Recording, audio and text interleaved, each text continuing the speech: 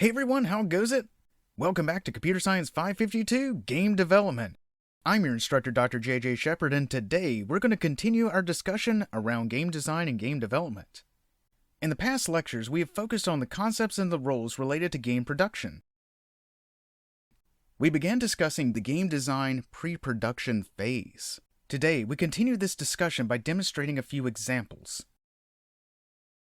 We turn our attention back to the programmer and continue discussing elements related to the technical design document. We explore even more about game programming today. In a previous lecture, we discussed some values and concepts related to software engineering. Creating a video game is an exercise in software engineering. Software development processes help us to plan and manage the tasks required to creating software.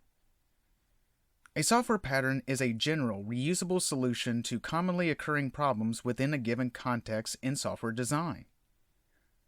Some common software pattern categories are structure patterns, behavior patterns, creator patterns, concurrency patterns. We focused on a particular behavior pattern used frequently in game software called the game loop pattern. The game loop pattern helps us organize the game's behaviors into common occurrences. Each game loop iteration progresses the game. The event step involves gathering information about occurrences that have happened since the last game loop iteration and applying the necessary actions related to the event. User input, collision detection, message handling are all common events. The update step modifies the data periodically based on the previous events and data. Moving the player, destroying an asteroid, collecting a coin are all tasks performed during the update. Finally, the draw step displays the results of the update. As mentioned, there are steps that may appear to be outside of the game loop pattern that we need to consider. The initialization event is when all the data or resources for the game are created and set to default values. This event only occurs one time, and it's used to set off the game loop. Within the game code, usually this corresponds to programming functions such as start, begin, and init.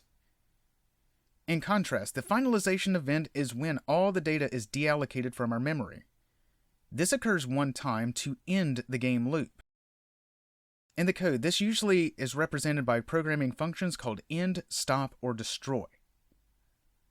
As both of these events only occur once, they could be considered to be outside of the loop, but in many cases it is just a special kind of event.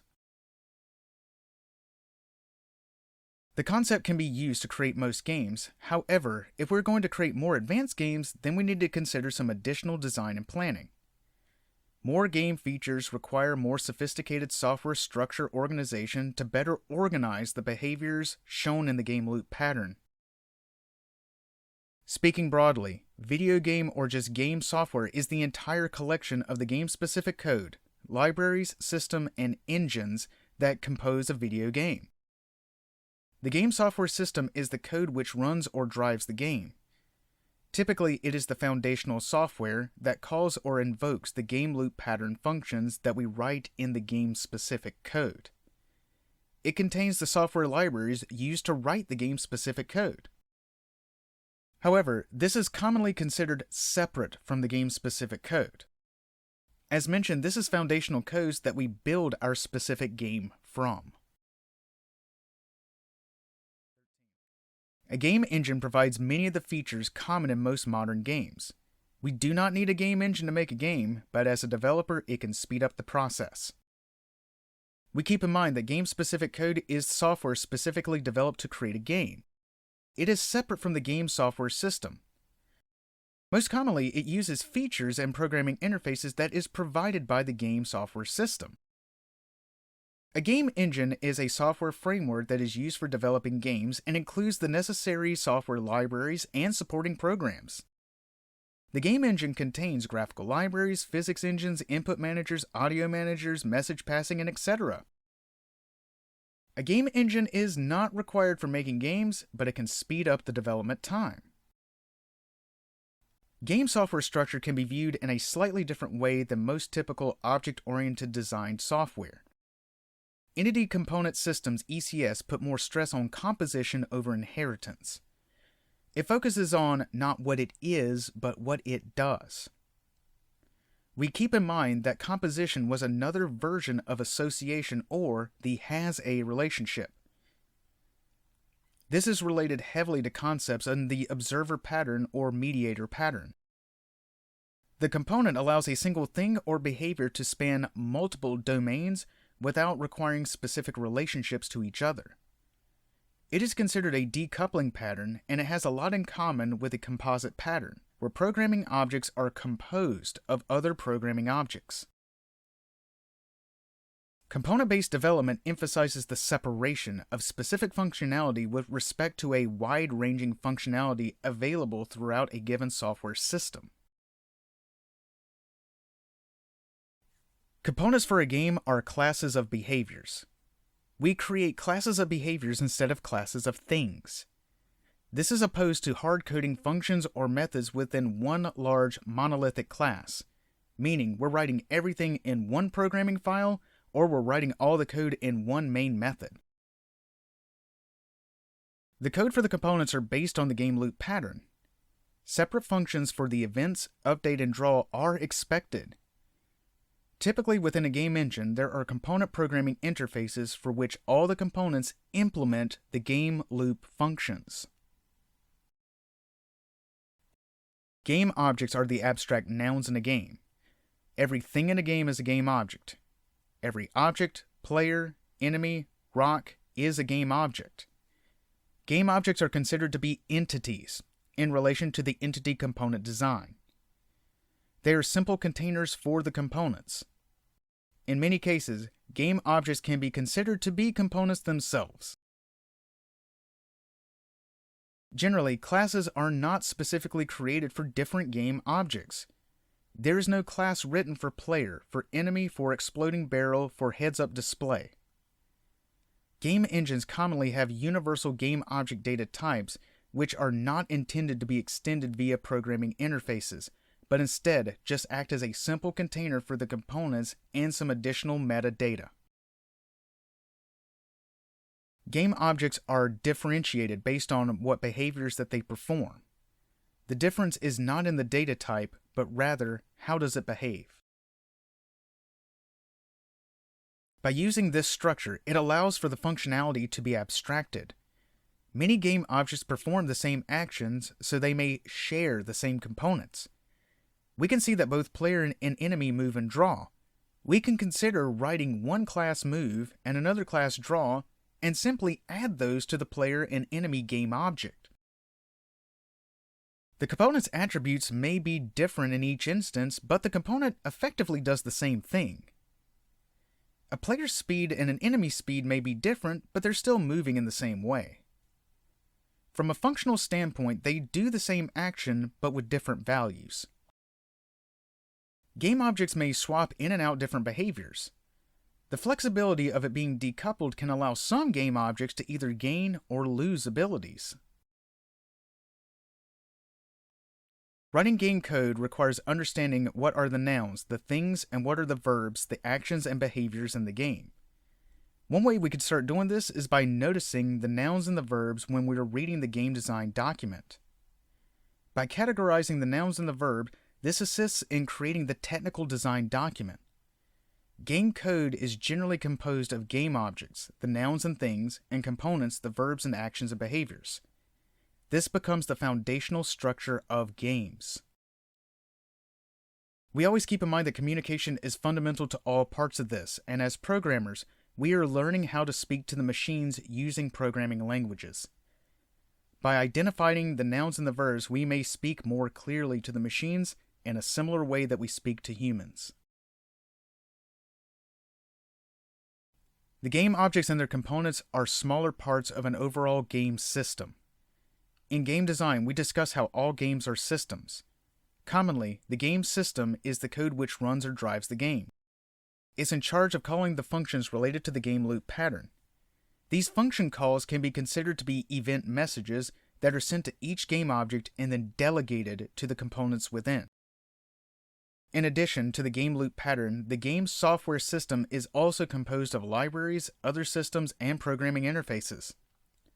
It provides the game developer with the features commonly found in games, such as user input interfaces, physics system, and other useful software libraries. The game software system can, for the most part, be considered the game engine. The big overall structure is the game system is composed of collections of components called game objects. Game objects are composed of the behaviors called components. The game system follows the game loop pattern. It handles the events for each game object for each component within. It updates each game object for each component within, and it draws each game object and for each component within.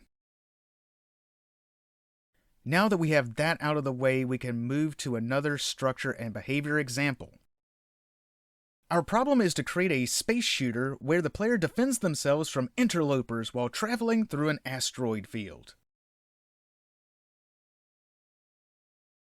Once again, we're going to assume that the full game concept has been written in a wiki. You can find this and more details along with it inside the course notes. From the wiki, let's gather some requirements. The player must be able to control a spaceship by rotating it and moving both forward and backwards.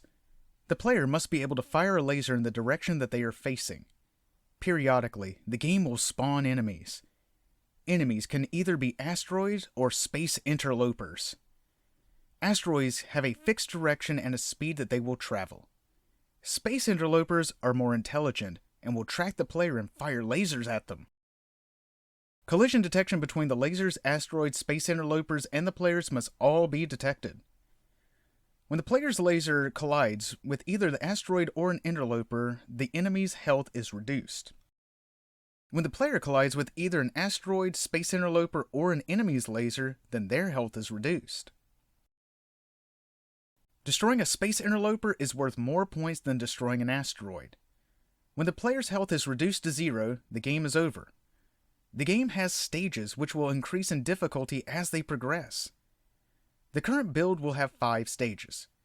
Each stage will have the same time limit, but the different types of enemies that spawn will increase as they progress.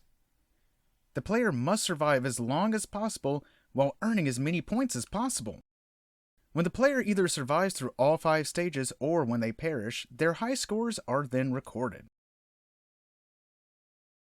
Once again, let's start identifying the game objects by identifying the nouns in the requirements. We notice a few game objects immediately, like player, laser, interloper, and asteroid. While we do not see it explicitly written, there is another game object that works like a referee, official, or point keeper, and we'll call them the scene manager. Having one game object as the official inside the game can help us organize the overall rules and goals for the game. Many times we can identify the game object when we notice that the game needs information managed, like points, timers, and etc. We also notice that when the scene manager is also related to the stages or the scenes throughout the game. We can now start identifying the actions related to each one of the game objects. Starting with the player, we first notice some of the actions related to user input. Moving the player and firing the laser are actions that must happen based on the inputs by the player. We also notice that it has a transformation component which contains the location, rotation, and scale data. A spaceship is mentioned, and we can think of this as being a 2D image called a sprite. We notice that it mentions collision detection, and we're going to use a simple geometry called a collider to detect collision among other colliders. Collision detection is important, but we need something that handles the collision response. These events are sometimes very specific to the game object, and we need to write them specifically. In our case, we do need to handle collisions between the player and an asteroid, player and an interloper, and player and a laser differently and uniquely. This will be different than the collision responses that are written inside the asteroid or interloper. Later, we will discuss in more detail that there are critical differences between collision detection and collision response. We will also see that we have a health system that will work alongside the player collision and response. Putting it together, we can see the design for the player. From the user input, we can move and spin the player, which is handled by the translate and rotate functions provided by the transformation component. The sprite is drawn at the position and the orientation provided by the transformation component, and the collider also uses the position and rotation as well. The collider's messages are then processed by the player's collision component, and we consider the player collision component to be listening to the collider. When a collision occurs, the collider will broadcast an event message to all the components within. The components listening to the collider will execute code based on the collision. We see the player's collision component and will reduce the health of the player within the health component system. We also notice there are two exterior dependencies that we must address. Firing the laser requires us to create a laser game object. Notifying the scene manager when the player has been destroyed is handled by the scene manager game object. We need both of these to complete the player's system, so let's move on to the other game objects.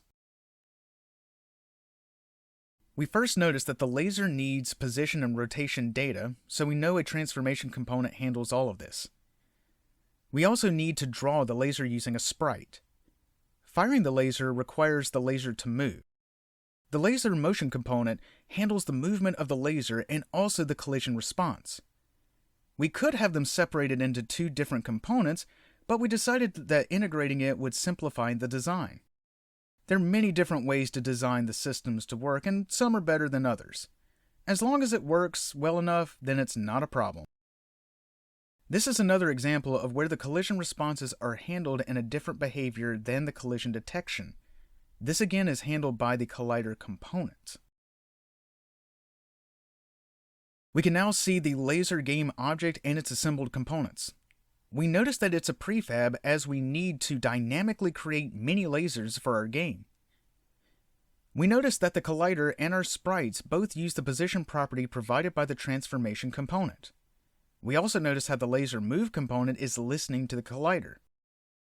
This code is combining the movement behavior and the collision response into one component for more simplified designs. Connecting together the two game objects, we can see how they work together. From the user input component, the player fires a laser which instantiates or creates a new instance of that laser. One major detail is the connector outside of the game object says instantiates. Instantiating is the concept of creating a new instance of this game object, and we can think of this function as being provided to the game object itself. When we instantiate a new instance of a game object in our world, then it creates it along with all of its components dynamically. Moving on to the next dependency, we can see the scene manager code could all be simply written into one component. We are in the business of engineering solutions and not over-engineering solutions. While much of this functionality could be separated into various interconnecting components, it may at the same time be overcomplicating the design and slowing down the game loop.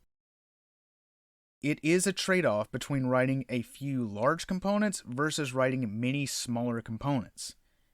Writing a few large components can be faster within the game loop, but limits its flexibility when adding or modifying features. Writing many small interconnected components allows for more flexibility in code sharing, but it can become too abstract, overly complicated, and slow. Finding a balance, much like in life, is important here. Always ask, what are the troubles and are they worth my time? The functionality related to the scene manager typically details the constitutive rules like point scoring and timers, but also integrates the goals by implementing the win and loss conditions. In essence, they manage the rules of the game, or at least in part of it. Adding the scene manager to our designs, we could see how our health system will notify the scene manager when the player is destroyed. The scene manager game object is fairly simple, but we do notice that it has dependencies as well. We need to be able to create instances of our enemy game objects, the asteroid and the interloper. So now, let's take a look at the actions related to the asteroid. Once again, we see the transformation contains the position, rotation, and scale data. The collider handles the collision detection, and the sprite of the asteroid is used to draw the game object. We also note that it does have some unique components such as aster movement, which incorporates both the motion actions along with handling collisions. Interesting to note, much of this is similar to the laser game object except for its handling and its health system, which is affected by the collision response. Now, we do the same for the space interloper. This is slightly more advanced than the asteroid, but it still shares many of the same components. It is interesting to note that track a player component is used in a similar way as user input. This is where more sophisticated artificial intelligence could be integrated for the enemies. Now, putting them together, we can see the design for this game. We can see the game objects along with their components and how they interconnect. This nearly feels like an entire design, except there seems to be some features missing that it doesn't quite address. We notice that there are stages that progress the game further in difficulty. We don't seem to have this concept in our component designs, but we have mentioned that the scene manager is used to handle this. Also, when we consider most modern games, we do consider them to have menus and other graphical user interfaces. This is yet to be mentioned, and it requires another level of organization. Game objects can be further organized into scenes. We can think of these as being different sections or environments of the game. Different levels, different rooms, different dungeons, etc., which would contain only these game objects and these components. These help separate and organize different sections, stages, or levels of a game. When a scene is loaded, only the base game objects and their components associated with them are loaded. More can be loaded and unloaded as needed. This can help reduce overall load time. Scenes can be used to further structure an overall game. The scene manager helps enforce the constitutive and operational rules of a game. Many times, it does focus on the overall outcome win-loss conditions of a game. Scenes can be used to further structure the game. Different scenes may have different interactions, rules, and objectives. A scene manager can be used to implement the goals and rules that are specific to a scene. It's a special kind of game object that contains all the relevant scene information, such as points earned. It contains the components which implement the rules and objectives such as time limits and win-loss conditions. It also assists in transitioning from one scene to another. Finally, scenes can be organized based on state machines. State machines can be used to outline the flow of the scenes of a game. Boxes are the scenes, which represent menus, levels, and other representations of the game's state. Arrows are the actions required to move from one scene to another. Start and exit are special kinds of states that indicate when the game is being started and where to end. In the technical design document, state machines representing the scenes are very useful for showing the flow and the progress of the game. This is very useful to have in this game design document. This is in addition to having the component diagrams. The scene managers can be responsible for creating these transitions and implementing the scene state machine. This is in addition to the component diagrams which show the inner workings of the game objects and the components. For our game, we can include this in our technical design document. As mentioned, within the technical design document, it is useful to have the state machines representing the scenes. Scenes should be clearly indicated. The name of the scene and its internal scene name. The objectives, the rules and goals of that scene. Other comments related to this should be added for better clarification about the rules and the objectives. List all the outgoing transitions and their related criteria. For example, to this scene when this condition is met. The list of the game objects within the scene. The game object component diagrams for the scene. This includes a rough sketch of the user interfaces and the menus that can be used for finalizing the design. we can start seeing an example of these details for our scenes. Here's the example of the main menu scene, which is also included in the component diagram. We notice each one of the game objects within our system and their associated components. More details regarding each game object and the associated components are within the provided game design document. Now we can see an example of Level 1. We notice that it contains the component diagram mentioned earlier. Skipping ahead a few scenes, we notice Level 5 appears to be the same component diagram. In fact, much of this seems to be the same except for the transitions, the amount of time that the player has to survive, and the density of enemies. We notice that this is the same structure for Scene 2 through Scene 6. All of these are variable properties that can be set in the Scene Manager component for specific levels.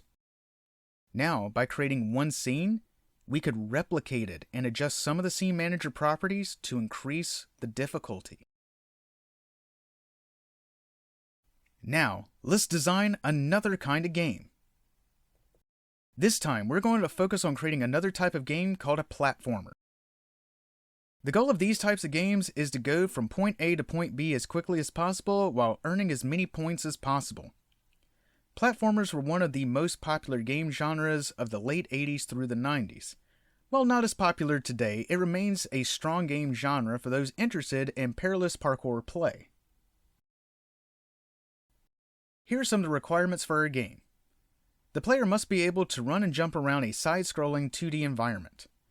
Forces, such as gravity, must affect the player when either they jump or fall off a platform. The player can only jump as long as they are touching the ground surface. The player's goal is to reach the end of the level and earn as many points as possible. The player collects coins and must defeat enemies to earn points. The player only has a limited amount of time to reach the end of the level. The time left over earns the players points when they reach the goal. There are 5 levels and are rich in platforms, pitfalls, and enemies that progress linearly. When the player collides with one of the enemies, they lose health. Once the player's health is reduced to 0, the game is over. The player can attack the enemies by throwing a hammer, which is also affected by gravity. Enemies also attack by throwing projectiles that are affected by gravity. Now we can start identifying each of the game objects by noticing their nouns. We can see that there is players, coins, enemies, the ground representing platforms, and hazards representing pitfalls. We also see that there is a goal game object which the player is attempting to reach. We notice that the limited amount of time is highlighted as the scene manager. We now understand that the game object which represents the referee or game official is typically used to handle many of the rules and the data that's important to a scene. We also know that this game object will be in charge of transitioning to other scenes later on. We also notice that there's a game object called camera, which is associated with the side-scrolling 2D environment. In order to simulate a character moving in an environment, we have a camera game object follow the player around. Using a camera to follow the player is a very common way to draw the scene. We now focus on the player game object and what it does by noticing the verbs. Once again, we need a sprite to draw. User input allows us to capture the controls related to running and jumping. The transformation component holds all the data related to position, rotation, and scale. The collider detects collisions and the health system keeps track of the player's health. We also notice a special highlighted component called a rigid body. One major detail to note is this type of game requires more sophisticated physics in terms of both detection and response. A rigid body is a common kind of component that applies classical mechanics in a game object. We know that classic mechanics is a branch of physics concerned with the study of bodies in motion which are affected by forces. Remembering Newton's second law, specifically force is equal to mass times acceleration, is critical in this understanding. This component provides means to assign mass to a game object and also apply forces, such as gravity or other external forces on them. It also assumes that the object does not deform and applies the forces strictly based on a rigid body. While this may appear a little complicated, we recognize that it's just another kind of component that falls within the game loop pattern.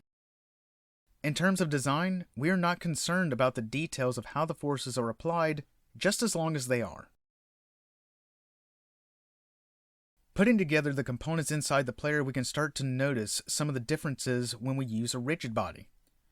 First, we notice that the user input to run and jump are connected to the rigid body. We assume that this will be implemented where running will change the rigid body's velocity, and jumping will apply a force in the upwards direction of the rigid body. Rigid bodies, again, are used to impart classical mechanics and are typically has properties like velocity and methods like add force. We also see that the rigid body listens to the collider.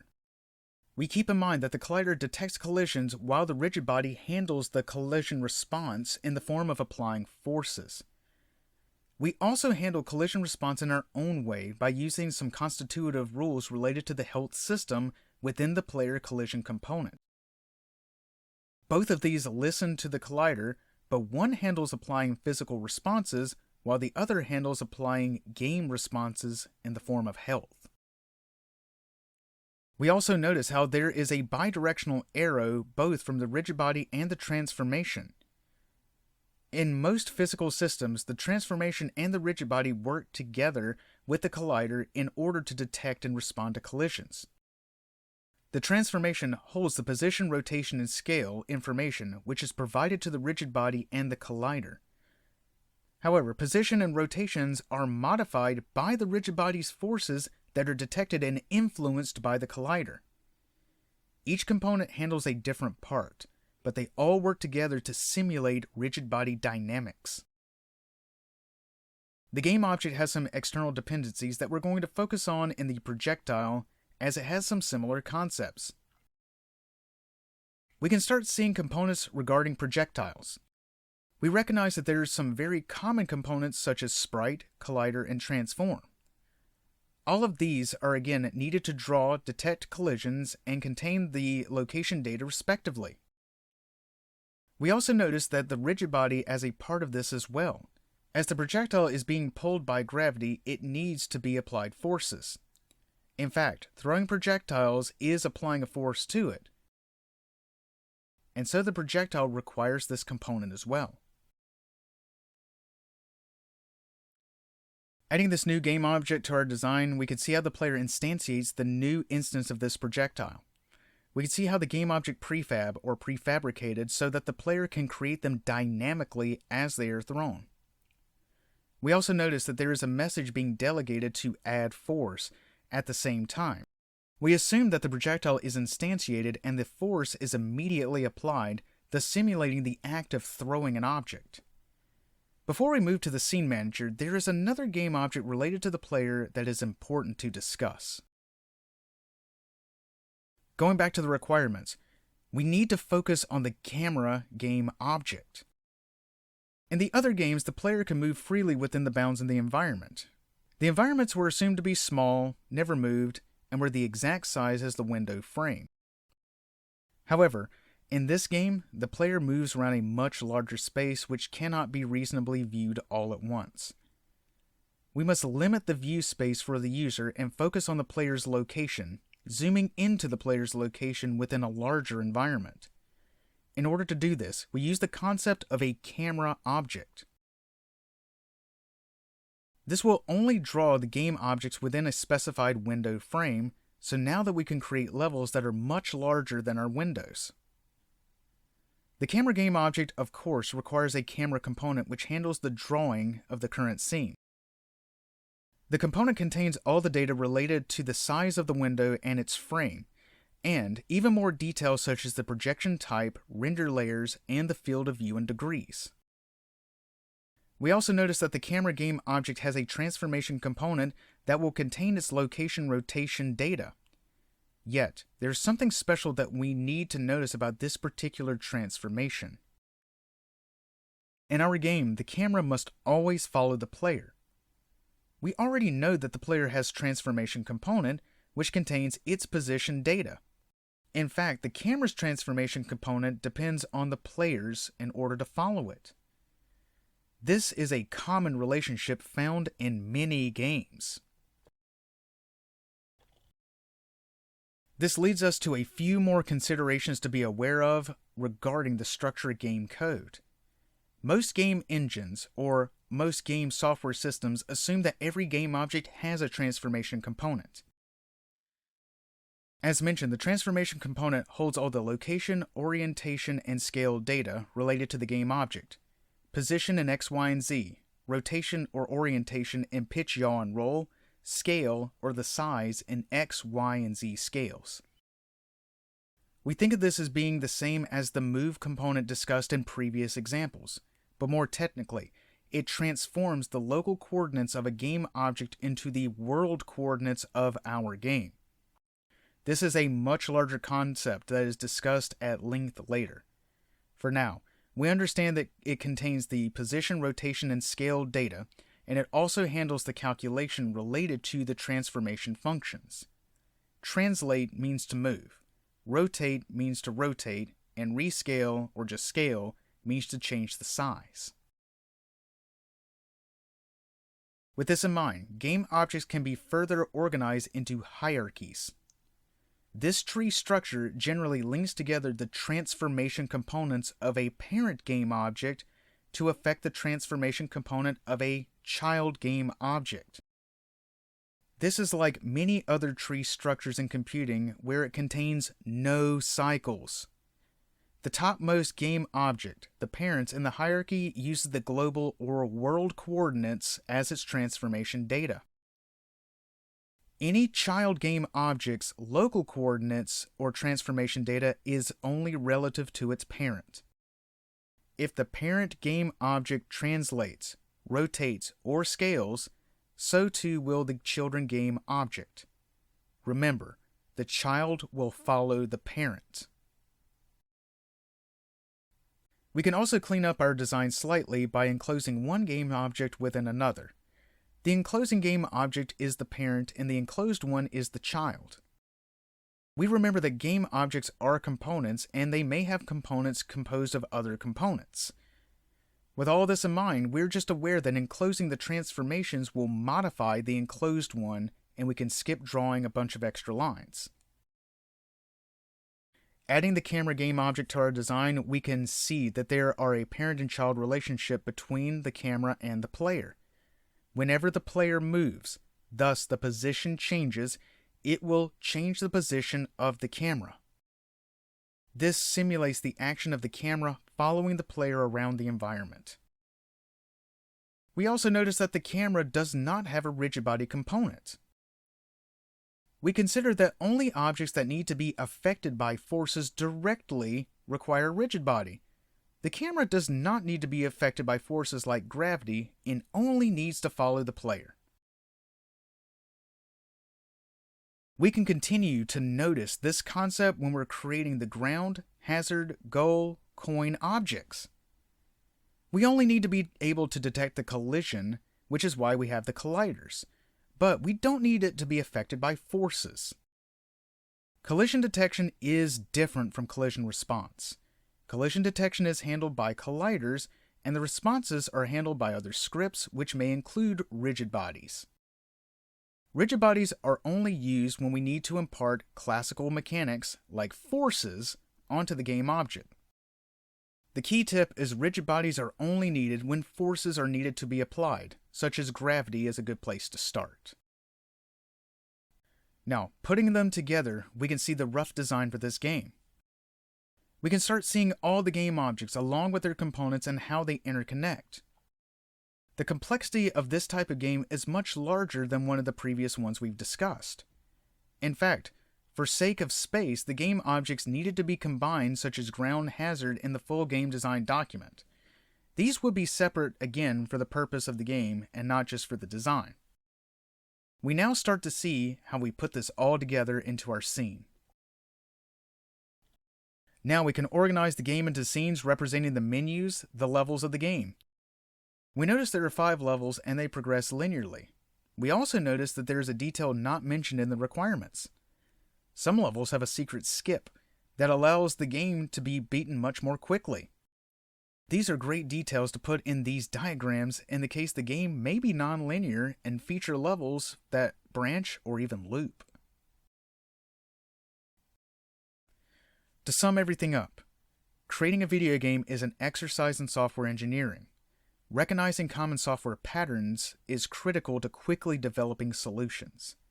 The game loop pattern is a behavior pattern facilitated by the game system.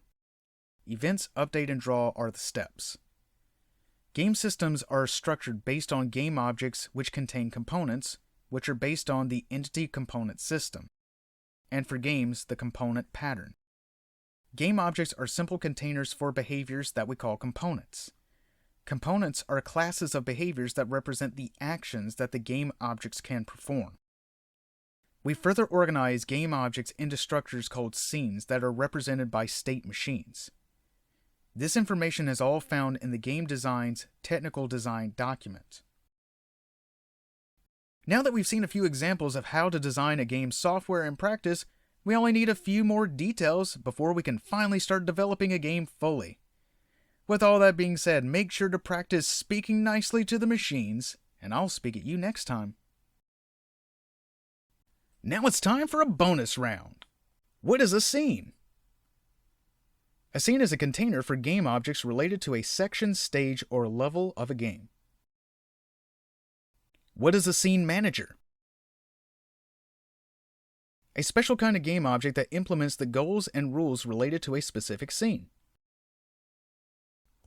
What kind of structure is best used to diagram scenes? State machines can be used to outline the flow of the scenes for a game and should be included in the technical design document. What is a transformation component?